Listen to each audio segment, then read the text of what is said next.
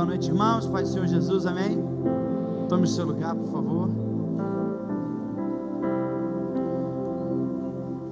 Abra sua Bíblia comigo em Atos dos Apóstolos, capítulo de número 12. Deixa aberto aí. Atos dos Apóstolos, capítulo de número 12. Você está feliz? Diga amém. Prazer estar aqui hoje. Pregar diante do pastor Niltinho é uma pancada, né? Eu me lembro que logo que me converti na Assembleia de Deus, pensava que ia falar ontem, amanhã isso, mas ele está aqui hoje, então vamos falar.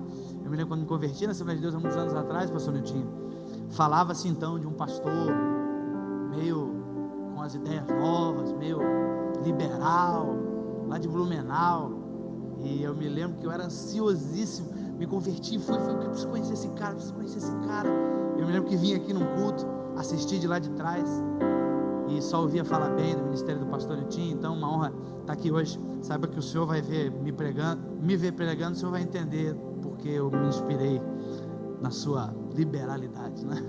Então muito bom estar aqui hoje. Legal. Eu sou pastor de uma igreja em Joinville chamada Igreja AME. Sou casado há 7 anos. Sou pai de uma nenê que está por nascer, está no 7º mês de gestação na barriga da minha esposa. Logo, logo vou ser papai. Então, estou vivendo um momento muito legal na minha vida. Eu faço vídeos na internet. Quem já viu algum vídeo meu, levante a mão. Faça só um sinal aí. Quem nunca viu, levante a mão. Nunca viu, fique com a mão levantada. Pai, perdoa o Senhor. Toda quarta-feira, 22 horas, eu posto um vídeo novo na internet, no meu canal no YouTube, e você pode acompanhar. O Everton congrega lá na AME, é membro lá da nossa igreja, cooperador lá na nossa igreja. E é isso, vamos falar de quem importa? Jesus. Atos dos Apóstolos, capítulo 12. Olha o que diz o texto bíblico. Como a mesa está um pouquinho embaixo, vou segurar na mão aqui para a gente ler, tá bom? Nessa ocasião, o rei Herodes prendeu alguns que pertenciam à igreja com a intenção de maltratá-los e mandou matar à espada Tiago, irmão de João. Vendo que isso agradava aos judeus, prosseguiu prendendo também Pedro durante a festa dos pães sem fermento. Tendo-o prendido, lançou-o no cárcere, entregando-o para ser guardado por 4 escoltas de 4 soldados cada uma. Herodes pretendia submetê-lo a julgamento público depois da Páscoa. Versículo 5, Pedro então ficou detido na prisão, mas a igreja orava intensamente a Deus por ele. Na noite anterior ao dia em que Herodes então iria submetê-lo a julgamento, Pedro estava dormindo entre 2 soldados, preso com 2 algemas, e sentinelas montavam guarda à entrada do cárcere. Repentinamente, ou em outra versão, ao meio da revista corrigida, diz: de repente apareceu um anjo do Senhor, uma luz brilhou na cela, ele tocou o lado de Pedro e o acordou. Depressa, levante-se, disse ele. Então as algemas simplesmente caíram dos punhos de Pedro. O anjo lhe disse: vista-se, calce as sandálias, e Pedro assim o fez. Disse-lhe ainda o anjo: ponha a capa e me siga. E saindo, Pedro o seguiu, não sabendo que era real, que se fazia por meio do anjo. Tudo lhe parecia na realidade um sonho ou uma visão. Passaram a primeira guarda e chegaram ao portão, a primeira e a segunda guarda chegaram ao portão de ferro, e o portão abriu por si mesmo para eles, e eles passaram. Tendo saído, caminharam ao longo de uma rua, e de repente o anjo o deixou.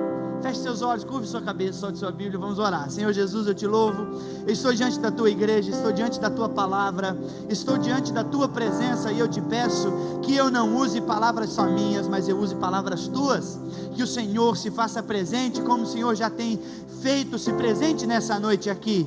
Eu te peço, fala conosco, que eu seja o mais claro possível, que o coração do teu filho e o coração da tua filha estejam abertos e receptivos para a tua palavra. Em nome de Jesus eu oro, e todos digam amém. Amém. Irmão e irmã, eu ia pregar outra coisa hoje, mas o Espírito me incomodou para essa palavra, me levou para essa palavra. Além dos escravos, já deve ter ouvido umas 10 vezes essa palavra, o Everton mais. mas o problema é deles, não é verdade? Eu trouxe uma palavra de Deus para o seu coração e hoje eu falo sobre paixão. A palavra intensifique, de ser intenso, significa algo como dar força maior do que algo propriamente já tem. Significa algo como fazer sentir a força que se tem e que se está retida, está escondida. E isso tem tudo a ver com paixão. E quando eu falo de paixão, o primeiro cara que eu lembro na Bíblia Sagrada é esse que nós lemos uma história dele, Pedro. Pedro, dos apóstolos de Jesus, ele é o que para mim e para você que somos jovens, eu ainda me considero um pouco jovem, pelo menos um pouco, estou com 29 anos, mas eu sou um pouco jovem, o Everton é mais jovem, tem gente muito mais jovem aqui. Para nós que somos jovens, nós temos um grande alívio de consciência, temos uma grande esperança na nossa própria vida, a partir da experiência do apóstolo Pedro, porque o apóstolo Pedro é um cara muito presente em todos os momentos da vida de Jesus, do ministério de Jesus, mas é o cara que de tão presente, acerta muito, mas com a mesma proporção que acerta, ou quem sabe até maior essa proporção, ele erra muito. Ele erra muito. E quando a gente começa a lembrar dos apóstolos de Jesus, pelo menos os 12, ali os 12 apóstolos, cada um nós associamos eles a alguma coisa. Por exemplo, se eu perguntar Judas, o que você vai dizer? O traidor. Se eu perguntar Tomé, quem? O incrédulo. Se eu perguntar João, o amado ou o apóstolo do amor. Se eu perguntar Filipe, você pode dizer o evangelista. E quando a gente pergunta Pedro, não sabe o que diz do Pedro, porque o Pedro tem muitos altos, mas tem muitos baixos, acerta muito e erra muito. Existe uma lei na vida que é a seguinte: erros falam mais alto que acertos. Se acerta 10 vezes, você não fez mais que a tua obrigação. Errou uma vez, o nego não vai esquecer daquilo lá nunca mais. Branco também, nunca mais vai esquecer daquilo. Você erra, ele fala, mais uma vez você vai fazer alguma coisa, ele já lembra você daquilo que você errou, e a gente se frustra com os outros. Mas pior do que a frustração que eu tenho com o outro, é a frustração que eu tenho comigo. Frustrar-se consigo mesmo é algo difícil demais. Quando você se percebe incapaz, quando você se percebe incompleto, quando você se percebe não suficiente, e nós nos sentimos assim com relação ao plano, ao projeto de Deus, à vida de Deus em nós, nós falamos,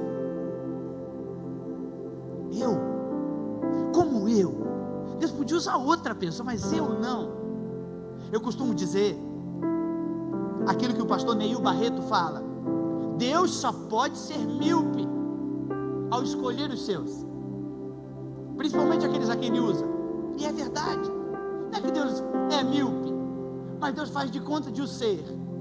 Deus não olha você a partir dos seus erros, na perspectiva dos seus erros. Deus olha você a partir e com um prisma, com uma perspectiva daquilo que você pode se tornar através da presença dele na sua vida. Você está me entendendo, sim ou não? Ok. Pedro é esse cara, oscilante. Zygmunt Bauman, um sociólogo muito famoso, ele disse: humanidade é oscilar. Ser humano é justamente isso. Hoje você está com a fé, meu irmão, que você fala assim: vou pegar o Satanás pelo cabelo aqui, se ele tiver cabelo, e vou trazer ele de arrasto para lá, e vou fazer um negócio acontecer, tacar fogo em Blumenau. Amanhã, a mesma pessoa, você, se encontra num poço de desânimo, que você é incapaz de fazer uma oração. Aí você fala assim: o Satanás está furioso. Não, você é ser humano, você oscila, você tem altos e baixos. Qual o problema do nosso momento de alta? A gente faz promessa que não vai conseguir fazer, e jura que vai realizar as coisas que nunca vai conseguir realizar. O problema de estar em baixa, Você acha que vai ser sempre assim, quando você está em baixa, você peca. Quando você está em baixa, você toma decisões.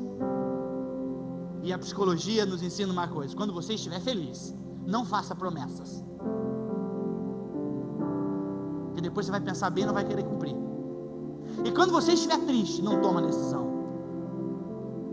Não abandona nada, não rompe nada, não estraga nada, não quebra nada. Espera passar. Espera você voltar para a média.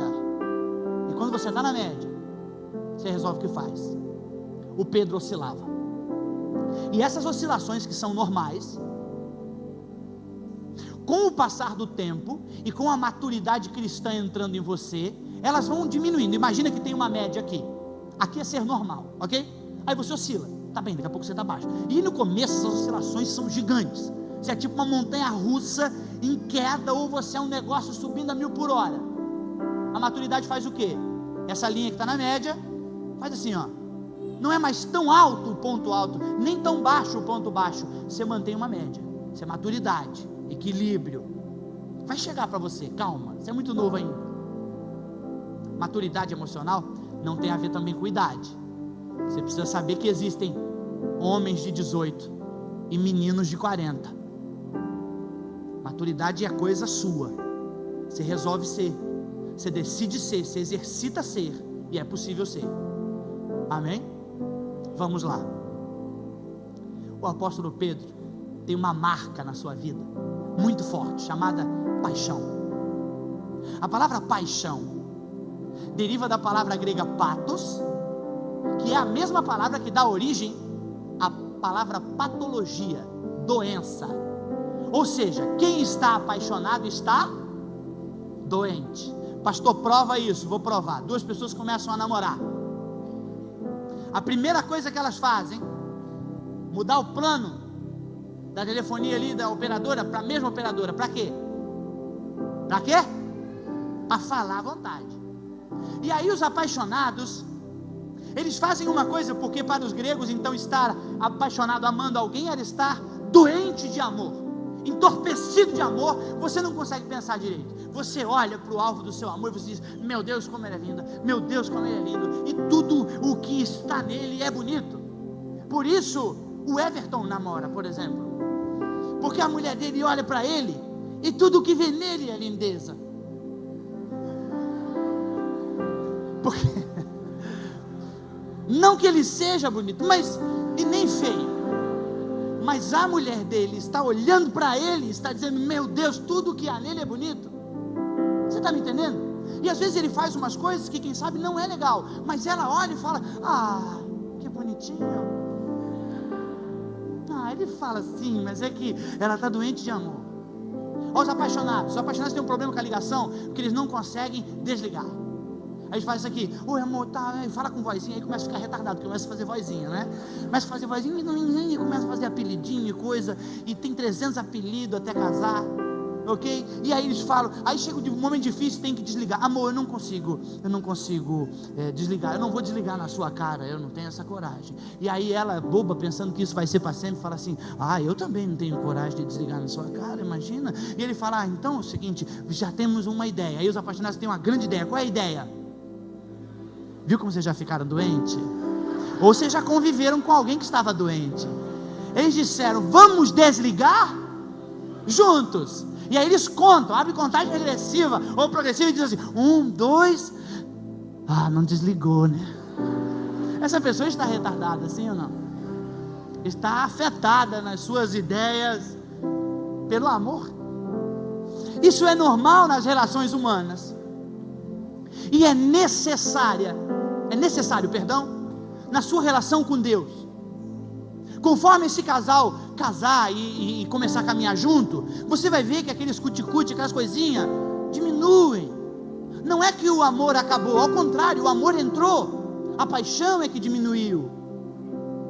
E ao mesmo tempo que essa relação precisa de amor, decisão, consciência, razão para se manter, uma relação de amor precisa ser regada constantemente com paixão, com atos apaixonados. É por isso que o marido de vez em quando leva a esposa para jantar, traz um presente para ela quando ela não espera, pelo menos os maridos dignos.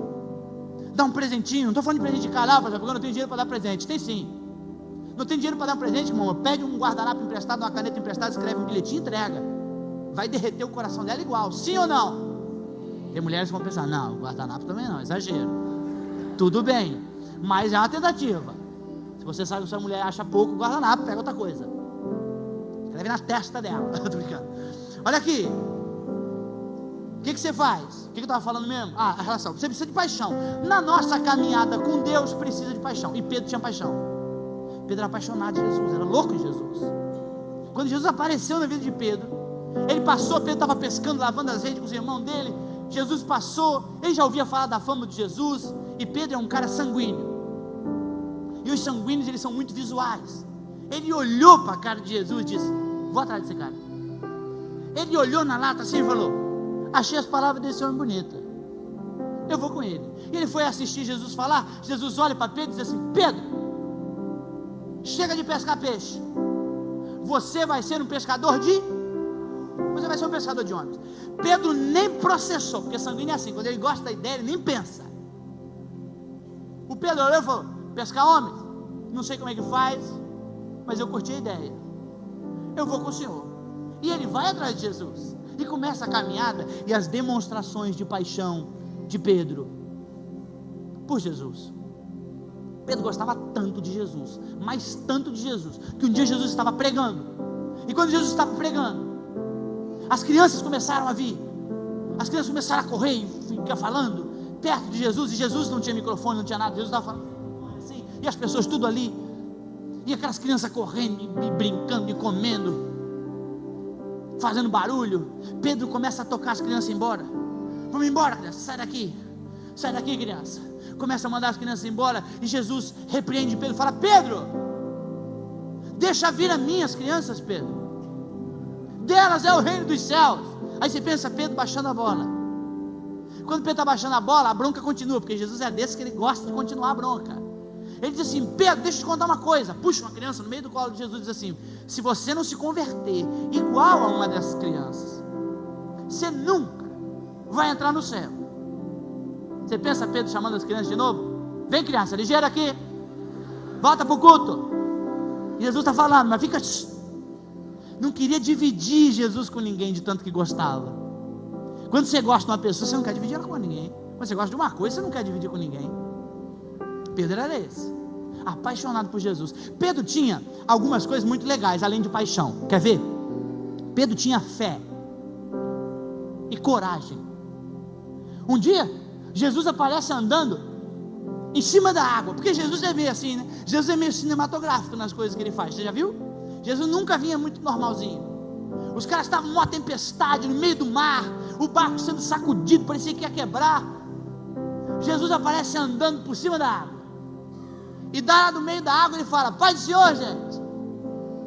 E os caras olham para Jesus tipo: meu Deus, é um fantasma, é um espírito, o que é? Começaram a ficar com medo dentro do barco.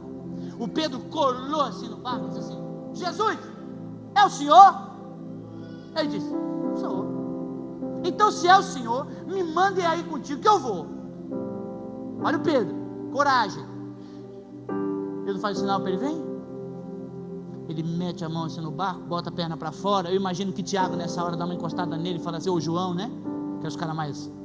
Fala assim: aí, meu, não acho boa ideia não você ficar andando na água aí, você vai afundar. Aí ele disse: irmão, fica tranquilo que eu estou com Jesus, cara. Pedro é corajoso, pensa ele botar o pé para fora, e quando ele bota o pé para fora, a água está firme. Você pensa a fé do cara, meu irmão, a coragem do cara. Ele bota a outra, está firme. Ele começa a andar na direção de Jesus, na água. Eu imagino que quando ele está andando, ele dá uma olhadinha para trás, para João e para Tiago. Onde é que eu estou, meu irmão? Entendeu? Quando ele está olhando, ele de repente começa a olhar para o tamanho da onda, começa a afundar. O orgulho pesa. Quando começa a afundar, ele se desespera, pede por Jesus. Jesus estica a mão, ajuda ele. Fala: ô Pedro, cadê a tua fé, cara? E vai devolvendo Pedro para o barco. Aí imagina agora ele devolvendo para o barco, o Tiago vindo com a toalha assim, ó. Vem, querido, aqui. Andou bonito, hein? Se seca agora aí. Mas Pedro tinha coragem e tinha fé. Um dia chegou para Jesus. Pastor gosta de gente com iniciativa, só para dar uma dica para vocês. Pastor adora gente que tem iniciativa, gosta mesmo. Pedro tinha iniciativa, chegou para Jesus e disse: aí Jesus, temos que pagar os impostos. Jesus falou: muito bom, você tem iniciativa, agora você vai mostrar se tem fé. Faz o seguinte, Pedro, temos que pagar o imposto? Temos. Então faz o seguinte, vai até o lago tal, pesca um peixe. O peixe que você pegar tem uma moeda dentro dele. Você abre o peixe, pega a moeda que está dentro do peixe, traz aqui, eu vou pagar o imposto. Qualquer um de nós meio acomodado ia dizer assim: ó, Senhor, que tal o Senhor fazer a moedinha aparecer dentro desse copinho? Fala, mais fácil. Tudo bem buscar um peixe num lago, tudo bem, se o lago não ficasse a 12 quilômetros de distância de onde estavam, se não tivesse de ir a pé. Você já teve paciência para... Já foi pescar, irmão? Alguém que já foi pescar? Eu não gosto de pescar, eu não tenho paciência para pescar. Estava no interior do Tocantins, alguém disse assim: meu, vamos pescar. Os caras ricos, os barcos milionários assim, vamos pescar, vou te levar para pescar. Eu falei: irmão, eu acho uma boa ideia. Eu falei: não, vamos pescar, vamos fazer um churrasco lá na pescaria. Aí eu pensei assim: vai ter churrasco, então eu vou para a pescaria. Falei: então vamos para a pescaria. Aí fomos para a pescaria, chegamos, fomos indo, mas era um rio, não era um rio, era um lago grande. Então, em água parada, você não pode falar para pescar. Aí me irritou. Ele disse assim: não pode falar. Aí quando eu fui falar a coisa, eles viram assim: pss. Eu falei: pss o quê? Ele disse que não pode falar para pescar. Eu falei: meu irmão, não pode falar? Ele disse: não pode. Eu falei: então me leva embora, me leva de volta, eu fico lá de boa, faço alguma coisa. Ele disse: não, meu irmão, eu tive que ficar umas horas ali pescando, em silêncio, insuportável, eu não aguento aquilo mais. Se alguém me fala: vamos pescar, fala: não, mas é água corrente, não precisa ficar em silêncio. Não. O Pedro, 12 quilômetros, estica a varinha, espera o peixe pegar, o peixe pega, puxa o peixe. Olha a fé do cara: tem uma moeda desse peixe, tem uma moeda desse peixe. Ele abre o peixe, tem uma moeda lá dentro. Se eu falasse para você agora aqui, vai lá no rio Itajaiaçu, você joga dentro do rio, pega uma capivara que tiver lá, traz aqui, porque dentro da capivara, ou anexado na capivara, na barriga da capivara, tem o teu dízimo. Traz lá. Você vai, mas demora. Você vai estar maluco? Que eu vou entrar em rio, vou esperar aqui. Alguém traz um lenço, uma toalha de banho, um pano de chão, qualquer coisa para mim, por favor. E ele disse: eu vou. Ele foi, buscou moedinha, trouxe. O cara tinha fé, tinha coragem, tinha discernimento espiritual. Presta atenção nisso aqui. Um dia Jesus pergunta para os discípulos: quem os homens dizem que eu sou? Aí eles começam a dizer: uns dizem que tu é Elias, outros dizem que tu é Moisés, outros dizem que não sei o que. Aí Jesus para e faz de novo a pergunta: mas e vocês? Quem vocês estão dizendo que eu sou? Todo mundo fica em silêncio. Pedro levanta a mão. Fala, Pedro. Ele olha bem para Jesus e fala assim: tu és o Cristo, o Filho do Deus vivo. Jesus olha para ele e fala: ei, Pedro, isso aí não foi homem nenhum que te falou, foi o meu Pai que está no céu que te revelou. O Pedro fica todo bobo. No outro dia, Jesus pregando também, Pedro estava empolgadíssimo com aquela história, começou a jurar amores para Jesus, dizer: Jesus, jamais alguém vai fazer uma maldade com o Senhor. E Jesus fala: não importa que o Filho do Homem seja assim, assim, assim. Ei, olha só, preste atenção numa coisa. O Pedro não era só um qualquer ali nos discípulos. Sabe o que Pedro era? Pedro era um cara da confiança de Jesus. Você lembra que Jesus era seguido sempre por uma multidão, 4, 5 mil pessoas? Dessas 1000 pessoas, dessas milhares de pessoas, tinham 120 discípulos. Dos 120 discípulos, tinham 70 mais próximos. Dos 70 mais próximos, tinha 12, que eram os caras engajados.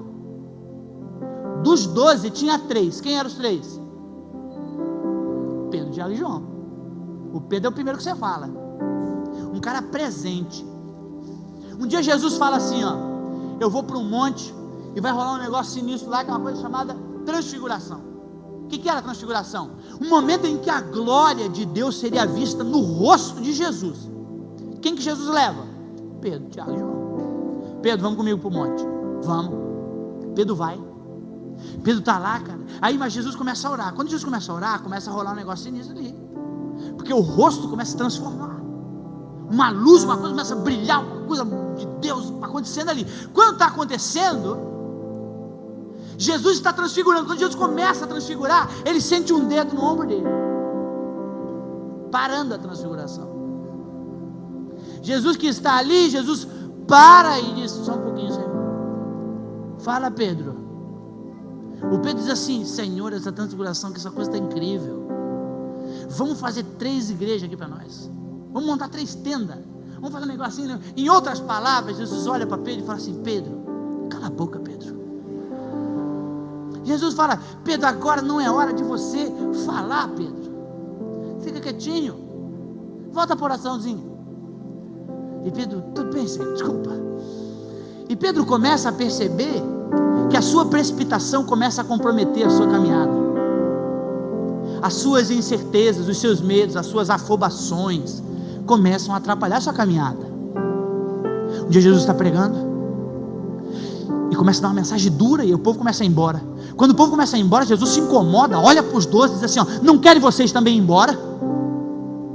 Quando ele toca os discípulos ir embora, Pedro se joga na frente e diz: Senhor, para quem nós iremos? Para onde nós iremos, se só tu tens as palavras de vida eterna? Até hoje a gente canta isso, em todo culto. Irmão, Pedro era o cara que entendeu, que tinha fé, que tinha discernimento, que tinha revelação, que tinha intimidade, que tinha paixão. Mas na caminhada ele começou a perceber-se falho. Vai se aproximando o momento da morte de Jesus, e Pedro gostava tanto de Jesus, que Jesus começa a dizer: um dia eu vou ser morto, eu vou ser humilhado, eu vou ser espancado, eu vou ser quebrado. E quando ele começa a dizer, Pedro interrompe: levanta a mão. Que nem alguém passou pregando, alguém levantar a mão. Fala, Pedro, nunca isso vai acontecer com o Senhor. Jesus fala o quê? Ele fala: nunca isso vai acontecer. Se alguém tentar pegar o Senhor, vai ter que se ver comigo. Eu não vou deixar ninguém matar o Senhor. Eu vou com o Senhor até o final. Jesus olha para Pedro, e foi a pessoa que tirou as palavras mais duras da boca de Jesus. Jesus olha bem nos olhos de Pedro e diz assim: você está endemoniado. Para trás de mim. Para trás, nem fala com o nome de Pedro, já fala com o capeta que está falando na boca do Pedro. Isso é oscilação. Onde você tem uma revelação, hoje você é a boca do diabo para alguém. Ontem você está na transfiguração, o cara da confiança de Jesus, hoje boca do diabo. O Pedro leva uma bronca, e a bronca continua, porque Jesus sempre continuava a bronca, dizia: e eu vou te dizer mais, ainda antes que o galo cante 3 vezes, você, ainda antes que o galo cante, você me negará 3 vezes.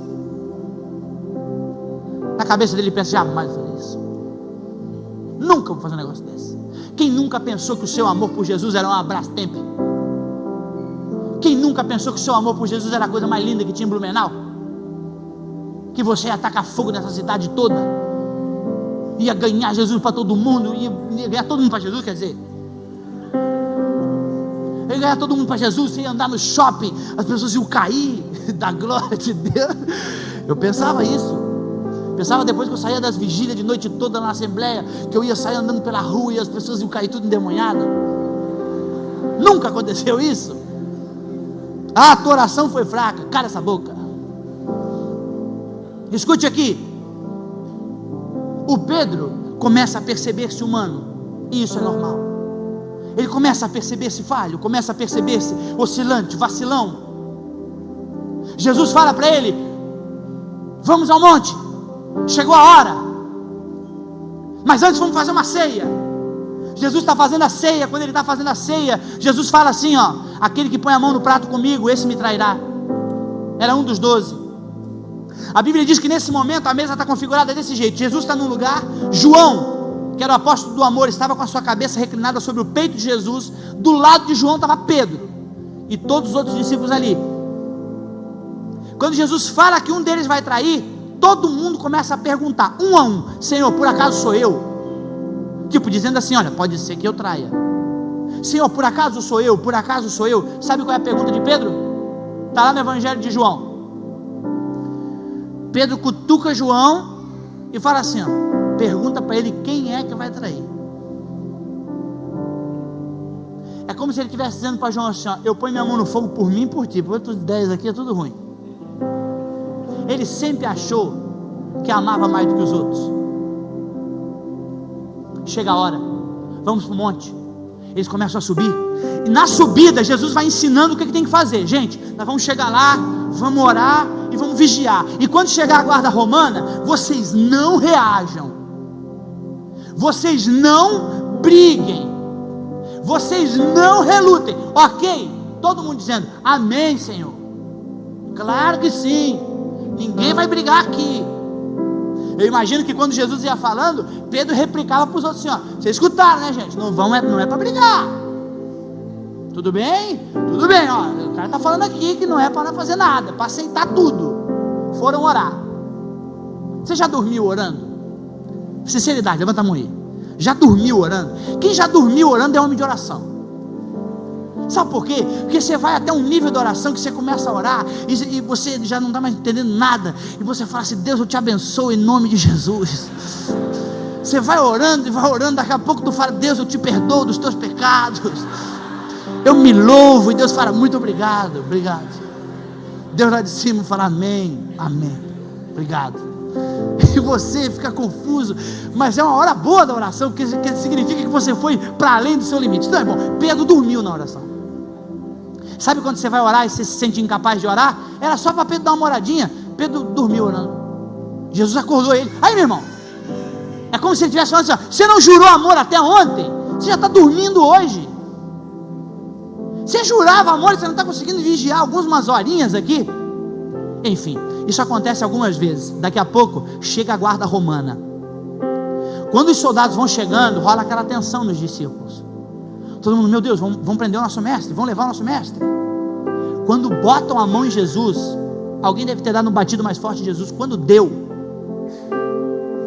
o Pedro saiu da graça, largou tudo e saiu na voadora para cima dos soldados, e soco para lá e pá, chute, passa a mão na espada de um soldado e tenta matar. Só que ele é ruim com a espada. Quando ele tenta dar a espadada no soldado, o soldado está desviado assim, ó, plá, corta só a orelha, cai a orelha no chão. Quando Pedro está fazendo isso, ele ouve um grito. Jesus disse, para, Pedro, quem viver pela espada, vai morrer pela espada. Leva uma bronca tentando defender Jesus. Quando leva essa bronca, Jesus sai da onde está, pega a orelha do cara e cola a orelha de novo. Porque Jesus é assim, tranquilo, pega a orelha e bota de novo no lugar, como se nada fosse nada. Cola a orelha no cara. Quando cola a orelha, o Pedro acho que desanimou. Fala, não. Aí chega. Para mim deu. Bora, agarra a primeira trilha no mato e some. Foge. Como todos os outros discípulos. Quem fosse pego andando com Jesus ia ser preso. Aí Pedro começa a chorar o choro mais amargo da sua vida, o choro da decepção consigo mesmo. Já chorei esse choro. Quando você se percebe o pior dos homens. Quando você entra naquele dilema do apóstolo Paulo, quando ele escreve assim, ó, o bem que eu prefiro e vivo pregando, eu não faço. O mal que eu vivo pregando que não é para fazer, esse eu faço. Se eu faço o que eu não prefiro e não prefiro o que eu faço, já não sou eu quem faço, mas o pecado que habita em mim. Ele se desespera e diz, miserável homem que eu sou, quem me livrará do corpo dessa morte? É o desespero sincero. Deixa eu te falar uma coisa, Deus curte mais uma oração sincera do que uma oração hipócrita. Deus gosta mais quando você dobra o joelho e fala assim, meu irmão, não estou mais entendendo nada. Deus, eu não estou mais organizando nada aqui na minha cabeça, eu estou perdido. Do que a oração que vem toda quebrada e diz, ó Deus soberano, excelso, criador dos céus e da terra, aleluia. Deus, olha para quem tu está falando, querido. Tu está arrebentado, tu vem com esse papo formal aí passando de mim. Já disse alguém, numa oração vale muito mais um coração sem palavra nenhuma do que palavras sem um coração. Na hora da oração, vai com o coração, cara. Não vai com palavra e frase montada, porque isso não vale de nada. São as famosas vãs repetições que Jesus critica. Ei, Pedro chora o choro amargo da decepção pessoal. Deixa eu te contar rapidinho a minha conversão, e eu volto para a história do Pedro para encerrar essa mensagem. Tinha uma família super legal, pai e mãe alemão, pai alemão, a mãe morena, o pai de uma família Nietzsche, que nascia aqui em Ibirama, perto, fui para Joinville, e dos 12, ou até um pouco antes, até os 18 anos, eu sempre treinei arte marcial, sempre lutei, jiu-jitsu e muay thai, sempre lutei. E aí, quem luta anda só com gente que luta. E na minha família, tinha uma família super legal, pai e mãe apaixonados, super bacana. Minha família até hoje, meu pai é um exemplo de casamento, 30 e poucos anos casados, e muito apaixonados os dois. Uma família super legal, nunca tive problema. Mãe professora, o pai um trabalhador, um monstro. Cara, família tudo legal, nunca tive problema muito sério. Só que vovó era mãe de santo, vovó da macumba, atrás de casa. E a avó sempre falava, então, contra os crentes. Pai não gostava de crente, minha mãe não gostava de crente. Minha mãe distribuiu o coco no terreiro de macumba, e rola uma guerra, né, entre essas duas, entre os componentes desses grupos religiosos. Então era um avesso assim a crente. E eu sempre lendo, desde moleque, por causa do sobrenome Nietzsche, eu lia um filósofo chamado Friedrich Nietzsche, e ele então pregava contra mesmo a fé, não muito a fé, mas contra a fé institucionalizada da igreja. E eu lia e gostava de ler para poder discutir com os crentes. Eu não gostava de crente de jeito nenhum, odiava. E sempre que um crente me via, ele vinha e dizia assim: Deus tem uma obra na tua vida. E isso me irritava profundamente. Eu agarrei um nojo de crente, porque cada vez que o crente me via: Deus tem uma obra na tua vida, hein, querido? Deus vai fazer um negócio grande, Deus vai. E eu odiava a ideia. Me lembro que dos 16 aos 18, aquela molecada que gostava de luta começou a gostar de briga, e nós ia para balada todo final de semana só para brigar. Eu era o menor dos meninos, os caras tudo monstro, marombado, era magrelo, mas eles tudo monstro, marombados, os caras gigantes assim mesmo. Eu andava, era soco e chute todo final de semana. Eu tenho cicatriz na testa, cicatriz no queixo, língua cortada, cicatriz nas costas, tudo de briga. Nós ia todo final de semana para brigar. Nós bebia, usava droga e brigava. No colégio que eu estudava, eu distribuía um monte de coisa que não valia nada, que não prestava. Eu tinha tudo para dar errado. Sabe aquele cara que tinha tudo para dar errado? Eu. Dos 16 aos 18 foi assim, bagunça em cima de bagunça. Com 18 anos, eu entro numa balada, e logo que eu entro, eu fumava muita maconha. Eu já estava muito louco, porque já eram umas 3 e pouco da manhã passada. Eu fui só para o finaleiro assim, da noite. Eu entrei assim, entrei sozinho, sem amigos. Logo que eu entrei, um cara enorme, mas um bicho de grande, me deu um soco assim na boca, que pegou no queixo, que é esse corte que eu tenho no queixo. Pum, ele bateu e eu apaguei. Logo que eu entrei, não fiz nada para ninguém, não falei com ninguém. Eu pisei lá dentro, tomei uma bomba que buf, apaguei, bluf. Quando eu apaguei, os seguranças já viram que era eu que era encrenca, nem me ajudaram nem nada, só me cataram assim, acho que me levaram de arrasto, sei lá como é que me levaram, e me soltaram assim, ó. Tinha assim, ó, 2 degraus, isso aqui é igualzinho, como era a portaria dessa balada. Ele me jogou assim, ali eu fiquei. Segundo as pessoas que estavam lá fora, que depois me contaram, uma galera de uns 5, 6 caras, ou 8 caras, eu me lembro, me chutaram muito, e chutaram a minha cabeça, e pisaram e tal. Por isso que hoje eu sou assim, brincadeira. Eles me chutaram, e bateram e tal, e ali eu estava desacordado. E quando eu acordei, então, eu acordei com a cara desse tamanho, sangrando um monte no queixo, eu levei 7 pontos no queixo, eu machucado, eu fiquei deitado assim sobre o meu braço, e refletindo. E eu era assim, eu era um maconheiro, bagunceiro, mas eu era um maconheiro erudito. O que é um maconheiro erudito? Eu lia Graciliano Ramos, eu lia Rubem Alves, Mia Couto, eu lia coisa boa, eu lia livros. Quando eu estava aqui, eu acordei, eu falei, cara, comecei a refletir, uma reflexão inteligente. Eu falei assim, o que eu estou fazendo da minha vida? estou acabando com a minha vida. Eu vou morrer, mano. Alguém vai me dar um tiro na cara, vai acontecer alguma tragédia comigo, sabe? Eu falei, eu vou parar com isso, eu vou parar com essa bagunça. Quando eu me levantei, comecei a ir embora. A rua da balada onde eu frequentava é bem comprida assim, e lá na ponta da rua, vindo, e eu aqui indo, tinha uma senhorinha, 5 horas da manhã, desse tamanho assim, ó, cabelinho tudo branco, penteado para trás, a bolinha aqui, o coquezinho. Meu cabelo é uma homenagem a elas até hoje, aleluia. Ela, cabelinho tudo penteadinho, uma bolinha aqui, aquele coquinho, parece uma meia, né? Vontade de tirar sempre. Eu sempre tenho vontade de tirar aquela bolinha, para ver se é de verdade ou se é só uma bolinha que está ali, né?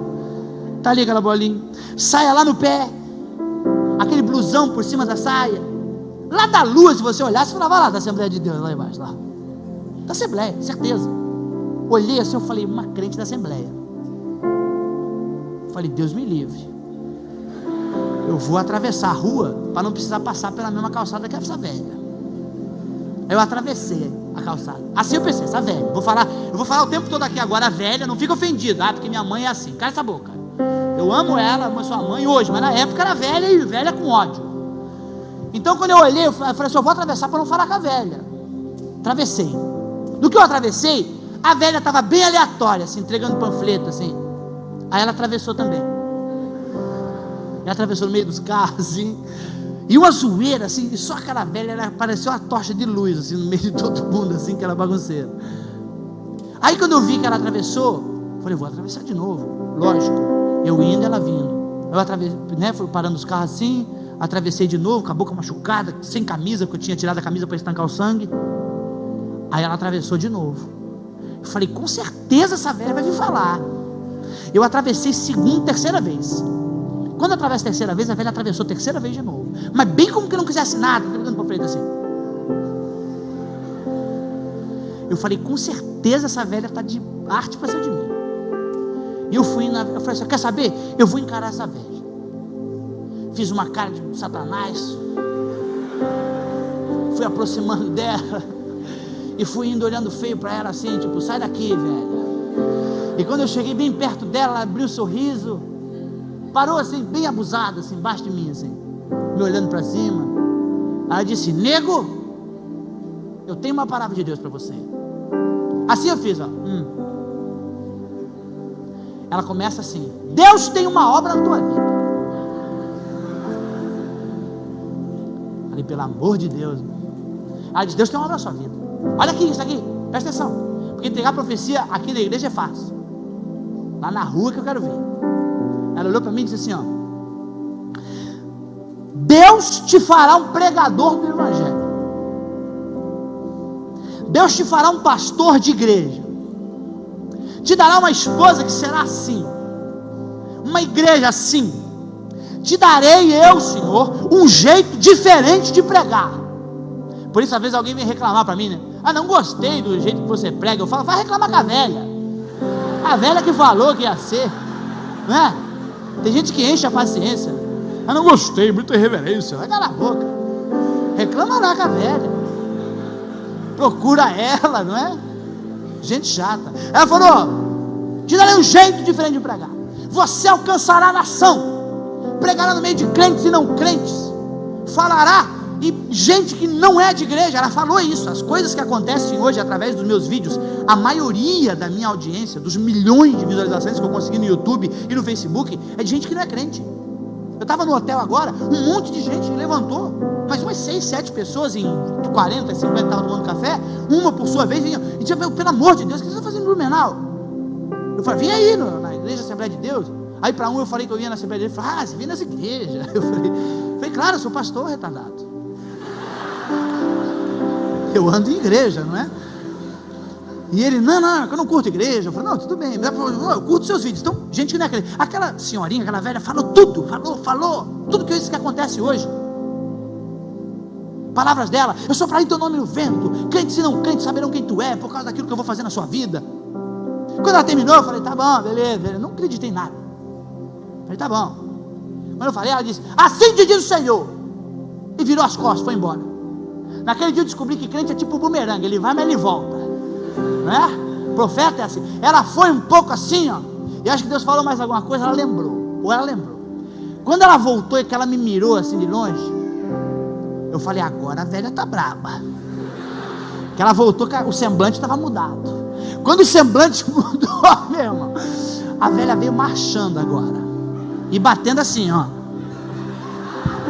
5 horas da manhã, na frente da balada, a velha me rodeava e fazia assim, ó, e falava uns negócios estranhos, umas línguas que você conhece bem. Quando ela falava, eu baixei a cabeça e falei, meu Deus, que velha retardada. Porque as pessoas aqui agora, as pessoas da balada me olhavam e diziam assim, ó, tipo assim, o que está acontecendo? A velha marchava e fazia as coisas assim em cima da minha cabeça, e tiravam as coisas, e rodava, o povo, e eu comecei a ficar com vergonha, porque eu comecei a pensar assim, meu, as pessoas estão pensando que é uma vibe minha e da velha aqui, é uma pira nossa aqui, que nós estamos curtindo tudo hoje aqui. E a velha naquela, ela parou na minha frente e disse assim, de hoje em 30 dias, gritando assim, todo mundo ouvindo o prazo, eu vou mudar a tua história para sempre. Eu, e bati no pé, eu, o Senhor, vou te pegar. Eu não gostei da ameaça, sabe? Ela, o Senhor vou te pegar. Virou as costas e foi embora, sumiu. Se aquela velha era gente ou era anjo, eu não sei, mas fato é que ela fez aquela cena toda ali. Tudo bem a palavra da velha, fui embora, dei o ponto no queixo, fui para casa. O PA é do lado. Quando eu cheguei em casa, aconteceu uma neurose aqui, ó, que eu já sou meio neurótico, mas ali aquele dia ficou pior. O que foi? Começou a contagem regressiva aqui na minha cabeça. Dali uma semana eu falei, meu Deus, falta 3 semanas para Deus me pegar, porque a velha disse. Mais uma semana eu falei, falta 15 dias. Mais uma semana eu falei, falta 7 dias. Eu estava desesperado. Nesses 7 dias, irmão, nós andava de moto, fazia competição de quem empinava mais postes, empinando, quem mandava mais postes empinando. E sempre que nós passava por crente, vindo de igreja, que era de saião assim, nós vinha e cortava o giro da moto, só para provocar. Nessa época eu estava com crentofobia, eu nem passava perto de crente. Como a velha falou que Deus ia me pegar, eu não passava mais na porta de igreja, porque eu pensava que se eu passasse na frente, Deus ia botar a mão e falar, vou te pegar só rapidinho aqui, vem cá. Então eu não passava mais na frente de igreja.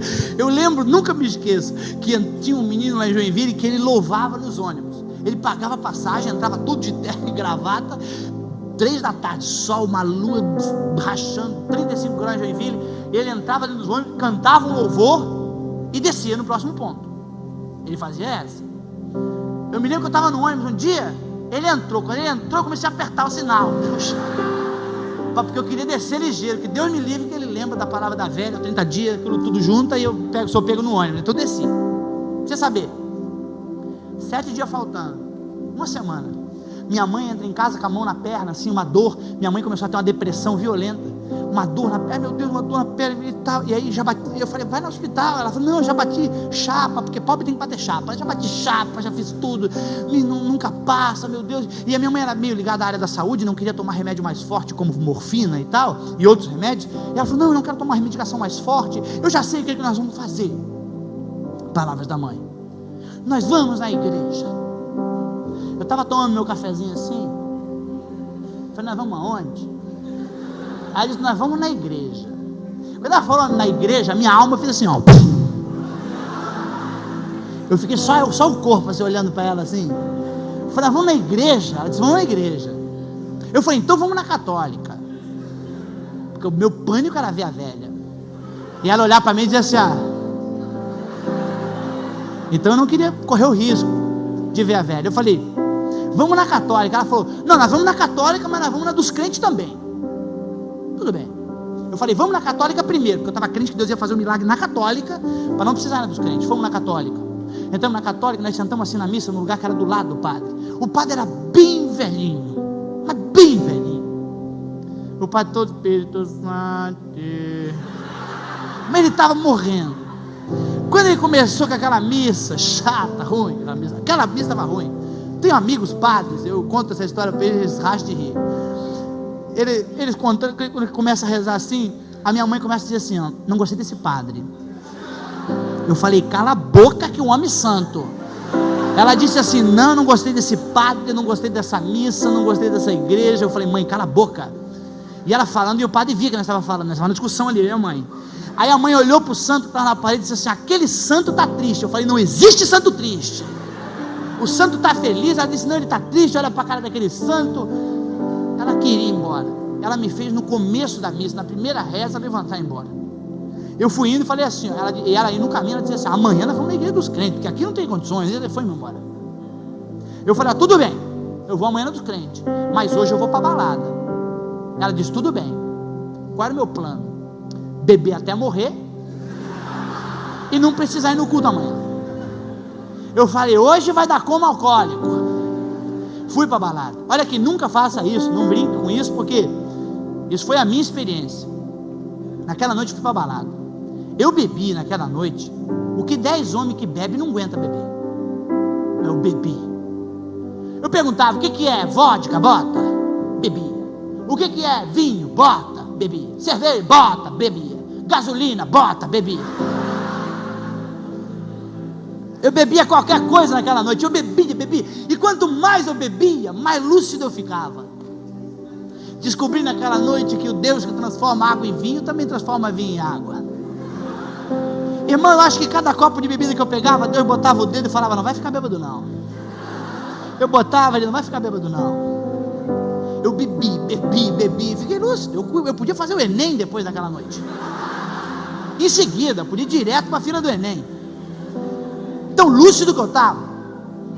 Cheguei em casa, deitei 5 da manhã na noite assim, na cama, estalado, não conseguia dormir. Eu falei, vou fingir que estou bêbado. Não conseguia dormir, acordado assim. O pai entrou 7:30 da manhã, bora, vamos lá para a igreja com a tua mãe. Eu falei, pai! Ele disse, vamos embora, vamos ajudar a tua mãe. Fui obrigado. Fui no guarda-roupa, peguei a camisa mais satânica que eu tinha, que era uma do Black Sabbath, que tinha uma caveira com sangue, os olhos para fora, coisa horrível.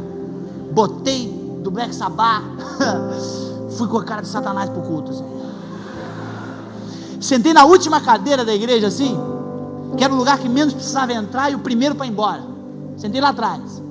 Quando eu sentei, era um pastor muito pentecostal, numa assembleia, era muito pentecostal aquele pastor, e ele era tão pentecostal que quando começou o culto, ele estava pregando e de repente, ele soltou o microfone, deu uma volta correndo na igreja e voltou para pregar. Eu falei, o que é isso, gente?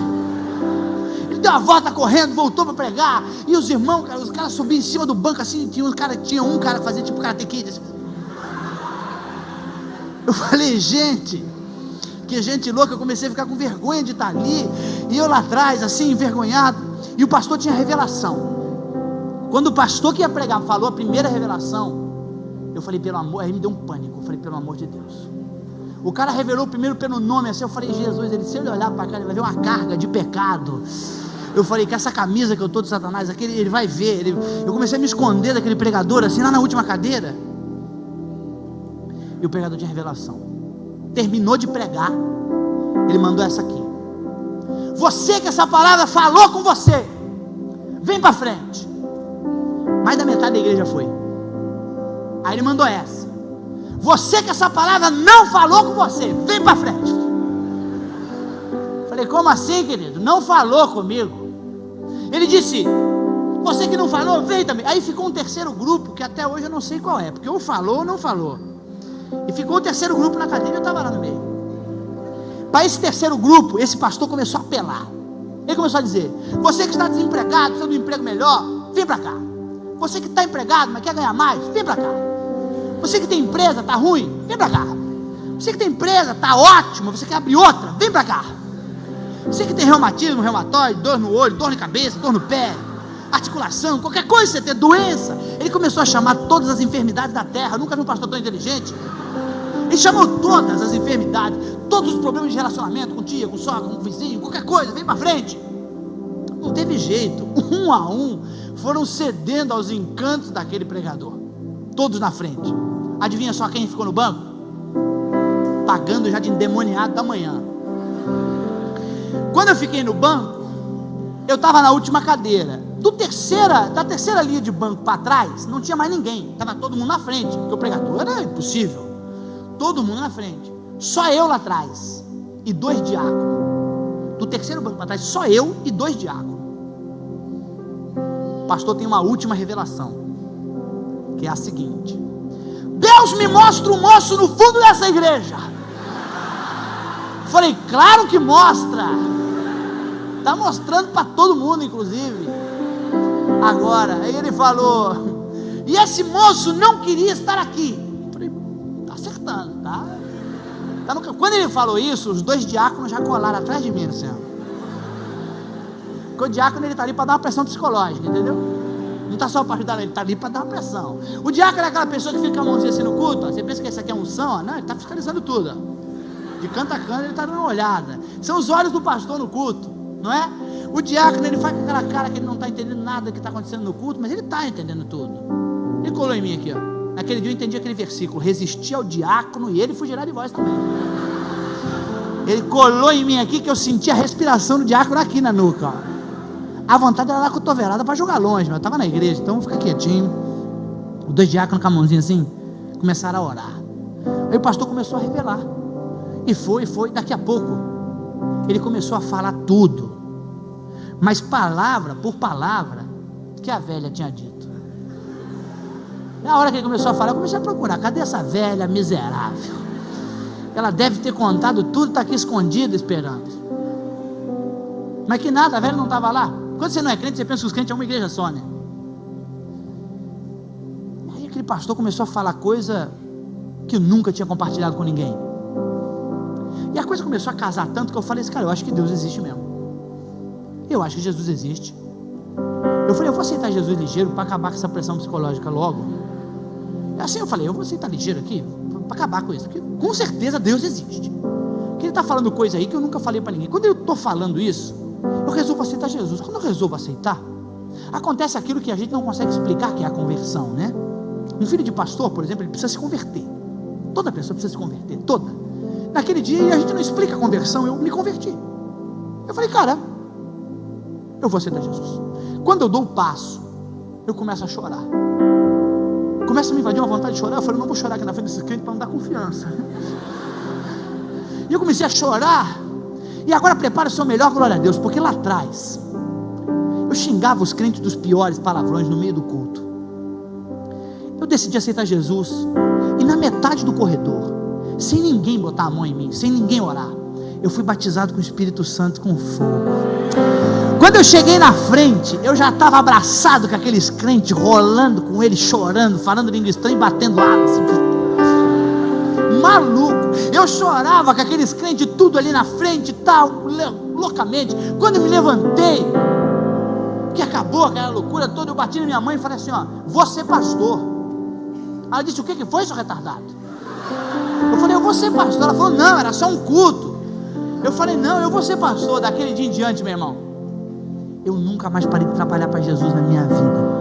Fazem 11 anos que eu nunca soube. Pode aplaudir Jesus.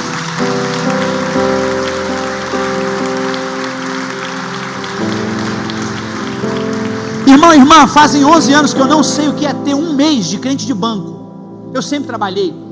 Eu fui o cara que mais limpou a igreja que você pode conhecer. Desde o primeiro mês, sabe o que eu fiz? Botei um terno. Comprei um terno que era da companhia de ônibus da cidade. Comprei no brechó por R$8 aquele terno. 6 ou 8 reais, eu nunca me lembro. 6 ou 8 reais. Botei o terno. Só que o terno era de um homem de 1,60 m, com certeza. O terno batia aqui, ó. E meu braço, tipo assim, eu fico sempre com o braço encolhido. Se você ficar com o braço comprido, você vai ver que eu sou tipo um orangotão. Meu braço é enorme. Ele vai lá no meu joelho. Agora não abaixo mais, porque você vai ficar reparando. Ok? Então assim, o que acontece? Meu braço é enorme, rapidinho. Ok? Meu braço é enorme. Então eu ficava com os braços assim, ó, para caber no terno. Quem usa terno sabe como é que é. E a calça batia aqui assim, ó. Então eu dava passinhos curtos assim, para as pessoas não verem que o terno não era meu. Irmão, eu comprei uma bicicleta. Quando você se converte, você compra a Bíblia em quilo, né? A maior Bíblia que tiver. Então eu cheguei na livraria e falei, me vê 17 quilos de Bíblia, por favor. A Bibliona, aplicação pessoal. Botei na garupa da maia. Comprei 2 vidros de óleo ungido. Não tinha um mês de crente, olha o retardado. comprei um vidro de óleo ungido, eu saía ungindo tudo, bêbado na rua, bar, passava na frente de zona, ungindo o muro, falava, vai fechar essa bordel, ungia as pessoas tudo, ungia minha tia, falava comigo, eu já ungia ela, e eu tinha uma namorada, que fumava, um dia eu tive um ato profético, chamei ela, falei, vem aqui, ela disse, o que foi? Eu falei, hoje você vai parar de fumar. Ela disse, como? Eu falei, cala a boca, não discute com o profeta. Falei, você fica quieta. Ela disse, como é que eu vou parar de fumar? Eu falei, abre a boca e põe a língua para fora. Ela fez assim, ó. Quando ela fez, eu ungi a língua dela. Pá! Nunca mais fumou. Alguns dizem, não, foi por causa do trauma. Não, foi por causa da unção. Entendeu? Ungi aquela língua daquela miserável, nunca mais fumou. Irmão e irmã, eu era maluco. Eu falei na Lagoinha, estava pregando na Lagoinha, eu falei assim, ó, ninguém aqui nessa igreja limpou mais igreja do que eu. Aí uma mulher gritou lá de cima, eu limpei. Eu falei, cala a boca, que é o que eu estou pregando. A senhora, cala a sua boca, não se meta na mensagem. Brincadeiras à parte, eu limpei muita igreja. Eu era o cara que eu chegava 3 horas antes do culto, só para ficar na igreja, que eu gostava de ficar olhando para a igreja vazia. Eu ia na casa do pastor, o pastorzão da Assembleia de Deus, né? Ele chegava e falava, aí pastor, aí ele nem abriu o portão, era um portão, não dá para ver nada. Eu falei, pastor, Tiago. Aí ele gritou lá de dentro, o que tu quer? Eu falei, abre aí. Ele repetiu, o que tu quer? Eu falei, deixa eu lavar seu carro. Ele disse, está lavado. Eu falei, então me dá uns panfletos aí para evangelizar.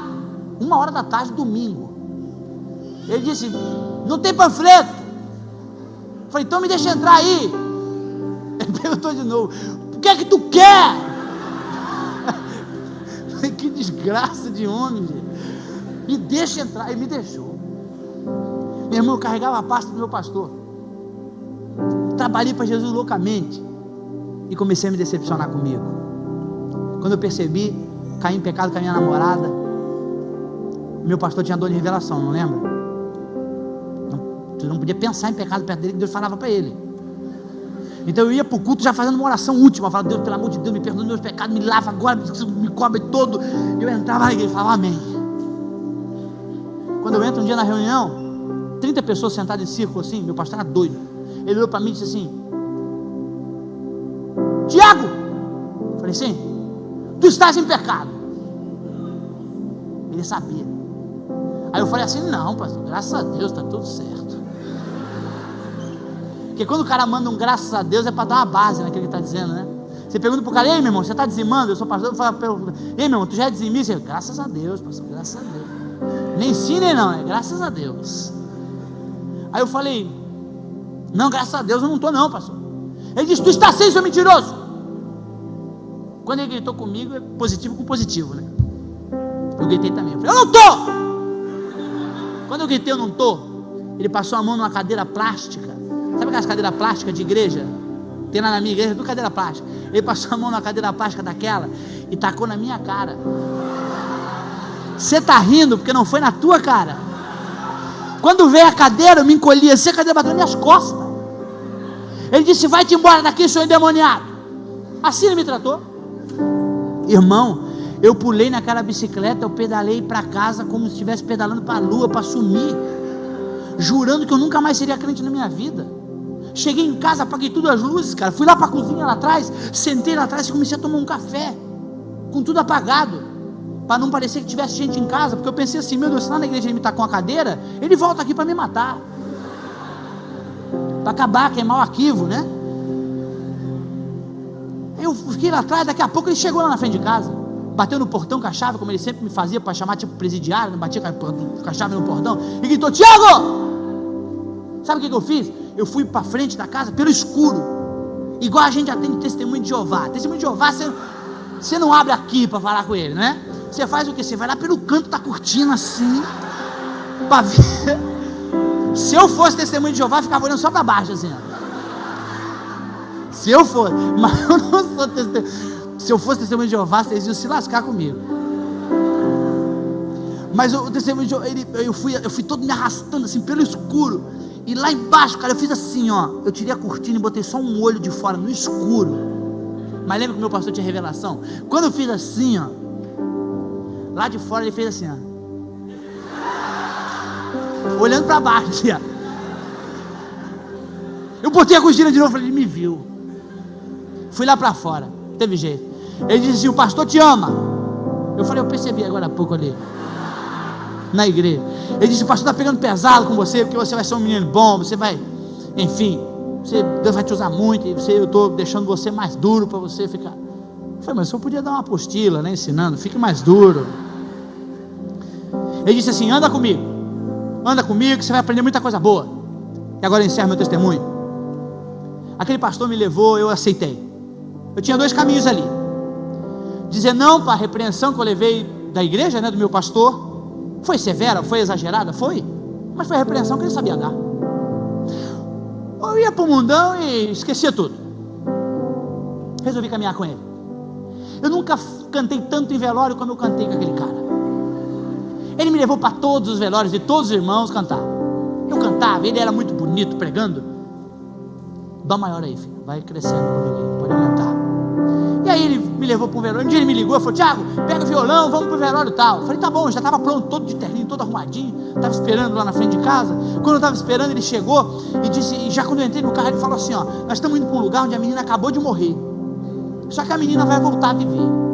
Quando ele disse a menina vai voltar a viver, eu comecei a tentar convencê-lo. Eu falei: pastor, não faz isso, não brinca com a esperança das pessoas. Eu falei para ele: porque se o senhor orar lá para essa menina ressuscitar e ela não ressuscitar, porque o senhor é louco, eu falei assim, se o senhor orar para essa menina ressuscitar e ela não ressuscitar, serão 3 velórios, o da menina e os nossos, porque eles vão matar nós na pancada. Eu falei: então o senhor não brinca com isso. Aí ele disse assim: não, a menina vai ressuscitar, você não tem fé nenhuma, você cala essa boca e você fica quieto aí. Fui em silêncio até o velório. Quando nós chegamos lá, a menina tinha mergulhado num rio, num lago, e tinha quebrado o pescoço. Estava com o pescoço desse tamanho, desapareceu nas águas. Só depois de um tempo ela apareceu. Pegaram a menina, colocaram deitada assim na beira do lago. Estava esperando socorro. O socorro não tinha chegado ainda. Meu pastor chegou. Quando ele chegou, ele sempre muito educado, ele já veio dizendo assim: sai todo mundo, sai todo mundo. Aí quando saiu, a família chorando, ele falou, me deu uma olhadinha, tipo assim: prepara o hino. Quando ele fez uma olhadinha, prepara o hino, eu fui para uma árvore meio longe assim e baixei o violão assim. Quando o músico baixa o violão é porque ele não quer tocar, entendeu? Eu baixei o violão assim, fiquei assim encostado na árvore. E eu fiquei pensando: se não der certo essa ressurreição, Pedro negou 3 vezes, eu nego 10. Eu falei: eu vou dizer, eu não conheço esse homem até ano que vem, eu não conheço esse homem. Eu fiquei longe assim, porque se desse errado, a responsabilidade toda dele, pois eu não conheço esse retardado, deixa ele morrer sozinho aí. Eu fiquei de longe assim, encostado assim, olhando. Ele pegou a menina no colo. Quando ele pegou, teve uns caras que saíram revoltados xingando, porque quando ele pegou assim, levantou pelo bumbum e pela nuca dela, a cabeça desceu assim. No que a cabeça desceu, eu pensei: se não estava morta, morreu. Que a cabeça desceu numa velocidade, eu falei: agora morreu. Ele levantou para o céu e disse assim: Deus, devolve a vida para essa menina. Assim o silêncio que tá ficou. Nem passarinho cantava mais. O passarinho olhava assim e falava: meu Deus, ele é louco de fazer isso. Ele gritou 2ª vez: Deus, devolve a vida para essa menina. Deus, devolve a vida para essa menina. Quando ele grita a 3ª vez, a menina volta à vida debaixo do nosso nariz. Ali, todo mundo que era crente e que era mais ou menos crente quase que desmaia de tanta emoção. A presença de Deus invadiu aquele lugar. Ele olhou para mim e falou: prepara o hino. Eu cantei essa aqui, ó. Porque Ele vive, posso crer no amanhã. Cante comigo aí. Porque Ele vive, temor não há, mas eu bem sei, eu sei que a minha vida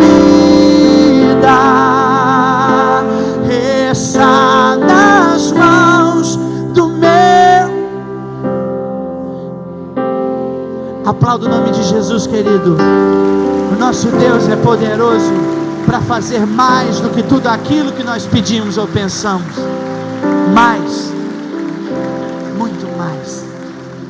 Escute uma coisa: ministério é uma chamada incrível de alguém incapacitado para realizar algo impossível durante um tempo indeterminado, sem o recurso suficiente.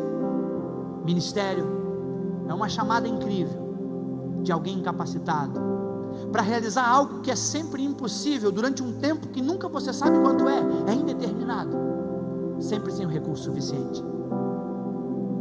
Não são os grandes homens que transformam o mundo, mas são os pequenos e reconhecidamente pequenos homens nas mãos de um grande Deus que transformam o mundo. Deus conhece quem você é. Sabe quando você olha no espelho e sabe exatamente quem você é? Nem você sabe exatamente. Por isso o salmista Davi disse: esquadrinha meu coração, vê se há em mim algum caminho mau que eu não conheça. Deus conhece você, e mesmo conhecendo você, Ele sabe quem você é. Por que eu li o Atos 12? Porque o Pedro de Atos dos Apóstolos é irreconhecível do Pedro dos Evangelhos. O Pedro de Atos dos Apóstolos, meu irmão, dorme antes de ser executado amanhã. Ele assiste a execução de Tiago, decapitam Tiago na frente de Pedro e dizem: amanhã é o teu julgamento. Ele vai para a cela dormir, e você vê um anjo acordando ele, as cadeias se abrindo, o portão se abrindo sozinho, ele caminhando na vida e não sabendo se aquilo é sonho ou se é realidade. Você fala: meu Deus, que Pedro extraordinário é esse? Como esse Pedro é diferente de mim. Quantas vezes eu me sentia assim? Eu sentava sempre no primeiro banco, olhava os pastores da Assembleia de Deus sede lá em Joinville, eu olhava para eles assim, e eles pregando, dizendo que na China não sei o que, que na Europa não sei o que. Eu dizia: meu Deus, quando que Deus vai fazer algo extraordinário na minha vida? Se eu ando de ônibus todo dia, se eu falho todo dia. O Pedro de Atos dos Apóstolos é irreconhecível. Ele está andando num lugar, o sol bate nele, a sombra dele faz lá, as pessoas jogam os paralíticos e os enfermos na sombra de Pedro, porque a sombra de Pedro cura. Pedro um dia está subindo o templo para orar. Quando ele está subindo, um cara diz para ele assim: me dá a esmola. Ele olha para o cara e fala: eu não tenho prata, eu não tenho ouro, mas o que eu tenho, isso eu te dou em nome de Jesus Cristo Nazareno. Levanta e anda. E o cara põe-se a andar.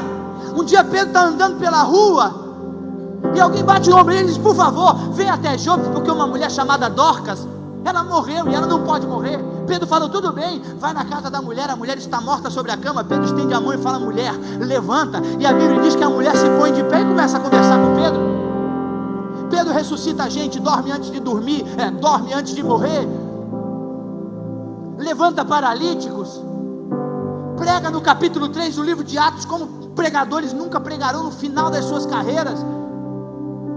Pedro é um cara totalmente transformado, mas com certeza, no dia que sabem que Jesus está morto, Pedro está sentado com os discípulos num lugar, e as mulheres vão lá ver o túmulo, e quando as mulheres chegam no túmulo, a pedra está removida, tem um anjo diante da pedra, elas se assustam, eles falam: por que vocês procuram entre os mortos aquele que está vivo?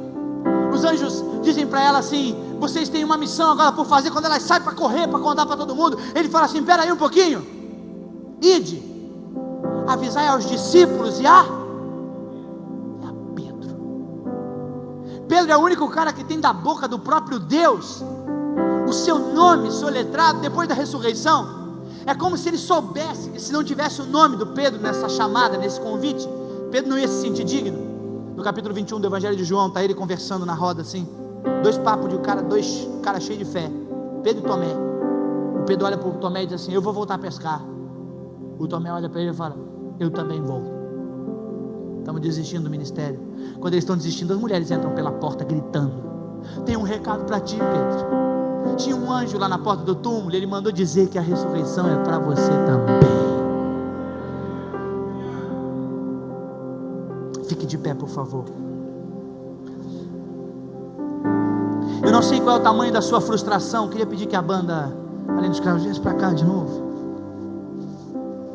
Eu não sei com o que você se frustrou com você mesmo, mas se foi pessoal essa frustração, você com certeza sofreu, porque dói. Dói perceber-se incapaz, dói perceber-se incompleto, dói perceber-se insuficiente. Mas é bom, porque a gente descobre que a gente é vaso de barro. E com o apóstolo Paulo a gente descobre que nos vasos de barro Deus coloca algo muito precioso, que é a sua unção. Pedro só pôde ser o que ele foi em Atos dos Apóstolos por causa do revestimento da unção do Espírito Santo sobre a sua vida no capítulo 2 do livro de Atos. E eu não sei se você sabe, mas uma história eu gosto muito. Um menino perguntou para um velho pastor muito sábio, disse: pastor, o que é unção? Aí o pastor disse para ele que vem aqui, levou ele por um pasto e apontou uma vaca comendo no pasto, disse: você está vendo aquela vaca comendo? Ele disse: eu estou vendo. Ele disse: aquilo lá não é unção. Aí o pastor leva o menino para outro lugar e fala: você está vendo aquele passarinho em cima do fio de luz, assoviando uma canção? Ele disse: eu estou vendo. Ele disse: aquilo lá não é unção. O menino já incomodado disse: pastor, afinal, o que é unção?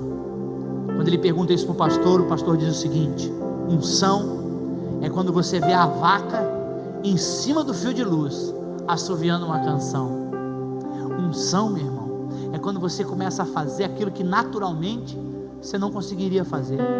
É quando você começa a perceber na sua vida algumas transformações que não foram você que produziu, mas que foi o Espírito Santo que transformou. Unção é quando você começa a correr mais rápido do que você poderia, começa a realizar coisas que pela sua própria capacidade não seriam capazes. Eu quero orar por você, pastor. Essa palavra foi para mim. Eu estava me sentindo um Pedro pelo canto, chorando, desanimado, a minha frustração.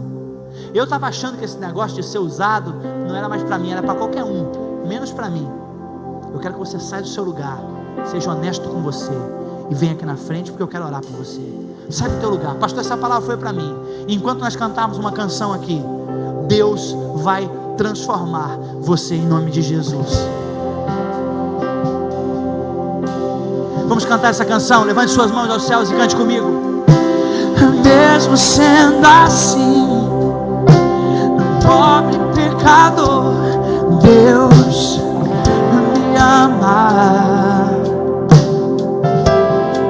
Ore, fale com Ele agora, criança. Fale. Mesmo sem merecer, Deus me ama. Levante suas mãos aos céus e cante bem alto: se eu estou forte, se eu estou forte, se eu estou de pé, Deus me ama.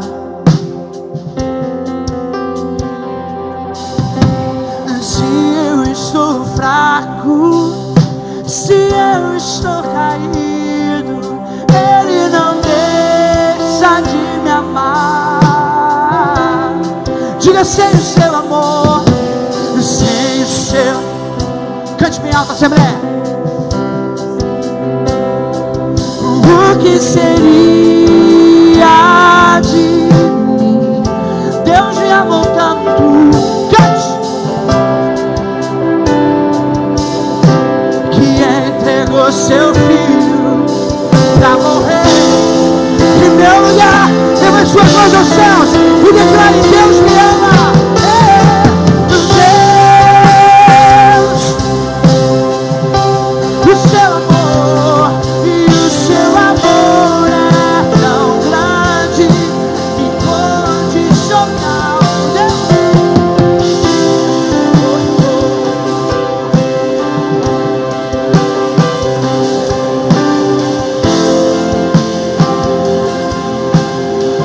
Põe a mão sobre o seu coração, deixa eu orar por você. Senhor Jesus, eu oro nessa hora por todos eles que aqui estão na tua presença, por mim, que falho, me percebo todos os dias da minha vida, por nós, Senhor, que nos sentimos tão incapazes, tão insuficientes de te servir, buscamos perfeição, quando o Senhor não busca perfeição em nós.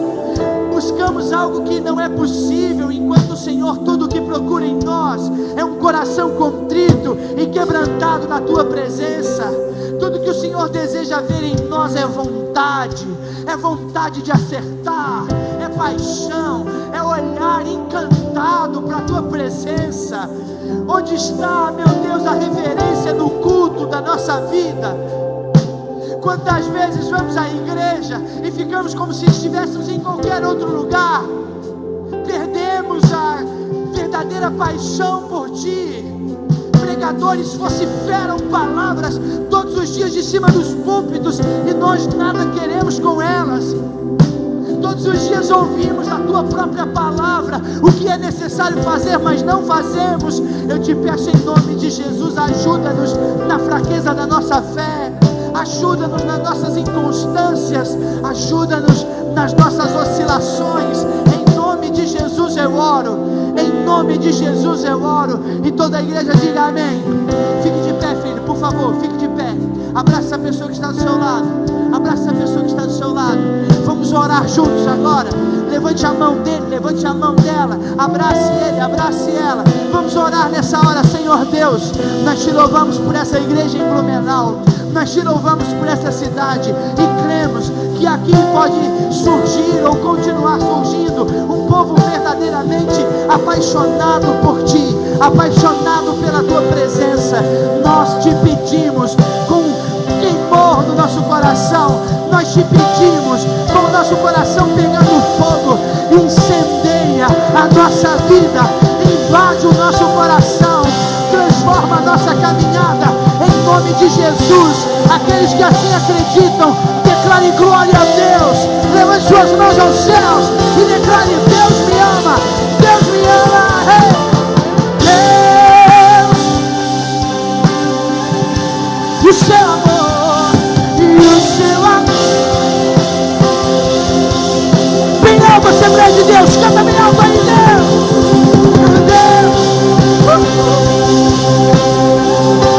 E Ele está sempre de braços abertos pra mim.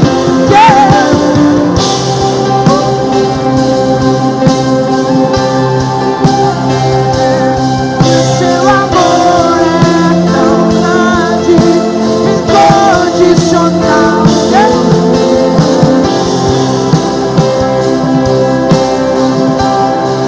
E Ele está sempre.